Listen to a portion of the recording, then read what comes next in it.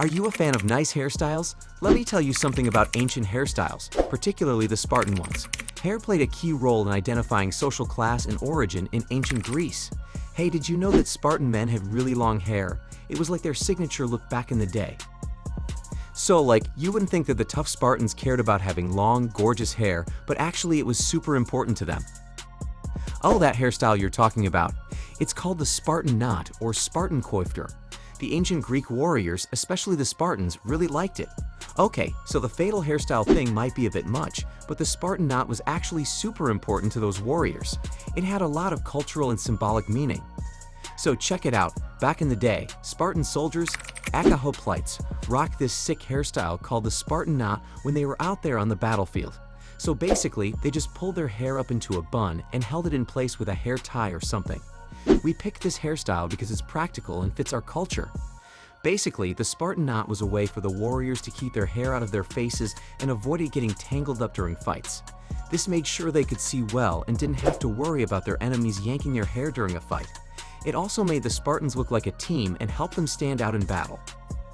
You probably didn't know this, but back in ancient Greece, guys probably rocked long hair for ages, even more than women.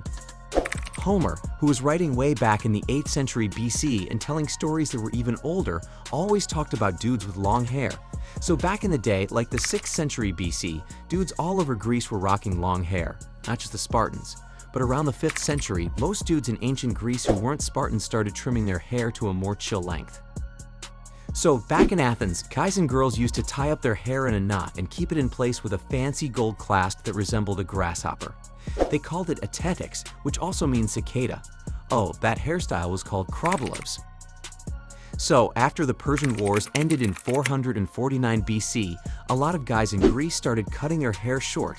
They thought it looked manlier and set them apart from the Persians, who had long hair.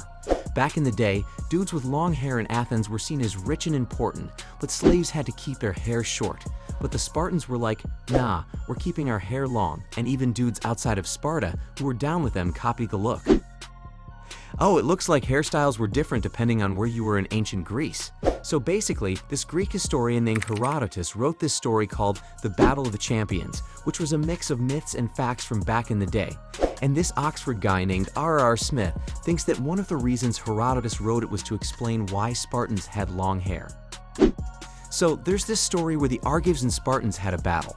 Instead of sending their whole armies, they both agreed to send their top 300 strongmen to fight. So after some intense fighting where both sides were like, we won, the Spartans ended up winning and taking over Thyrea from the Argives.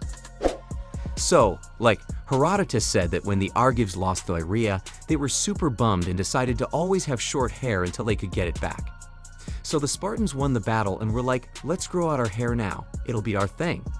Actually, the battle went down around 546 BC, when dudes were rocking long hair left and right, no matter where they hailed from. But Herodotus was writing when Spartans were known for their long hair, while most other Greek men had short hair. So basically, this cool story about a battle probably helped people understand why guys in Greece had different opinions on how long their hair should be. So, Plutarch was this Greek dude who wrote about history, people's lives, and stuff like that. He's got some pretty cool info on how guys used to do their hair back in ancient Greece. So, Plutarch wrote this book called Parallel Lives back in the day, where he talked about the lives of famous Greeks and Romans. He talked a lot about how people felt about hair in those times. So, Plutarch talks about Alcibiades in one of his chapters. You know, that Athenian guy who switched sides a bunch of times during the Peloponnesian War. Anyway, Plutarch talks about how Alcibiades started looking and acting differently when he hung out with the Spartans. So, when Alcibiades joined the Spartans, he decided to keep his hair long, take cold baths, and chow down on their famous black broth made of meat and pig's blood. This is just to show how the Spartan and Athenian cultures were different. So I guess guys in Athens back then had short hair, took warmer baths, and didn't chow down on black broth. The Spartans felt it was womanish. Back in the day, Spartan dudes rocked short hair until they hit puberty and then let it grow out. Actually, hair was super important for Spartan dudes and ladies. Some smart people think that they both rocked the same hairdo, a bun thingy on top of their noggins. So in Athens, boys used to have long hair when they were kids and only chop it off when they hit puberty. Dude, getting this haircut was a big deal back in the day. It was like a sacred ritual, and we even made offerings to Heracles and other gods. Oh, by the way, Spartan dudes used to comb their hair before going to war. So, Herodotus tells this story about the Battle of Thermopylae, where this Persian spy sneaks up to the Spartan camps to get some intel to take back to his bosses. It's a pretty famous scene. While spying, the Persian soldier stumbles upon something totally unexpected. So some dudes were working out, but a bunch of them were just chillin' and taking care of their luscious locks. When he told the Persian king, Xerxes, about it, he thought it was pretty funny and figured his troops could easily kill those guys. But his advisor was all like, dude, the Spartans are probably getting ready to fight because they always comb their hair before battle. The poignant poem The Oracles by English poet A.E. Housman makes reference to the scene in its final stanza, which reads, "The king with half the east a heel is marched from the lands of morning. Their fighters drink the rivers up, their shafts beneath the air. And he that stands must die for naught, and home there's no returning. The Spartans on the sea-wet rock sat down and combed their hair."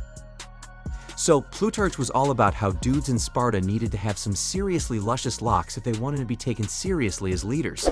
So Lycurgus believed that good hair could make a handsome guy even more handsome and a not-so-handsome guy even worse. When someone asked Charillus why Spartan dudes had long hair, he said that hair was the most affordable accessory. So now you guys know all about that deadly hairstyle. I am thinking of going back to that hairstyle, but I'm not sure.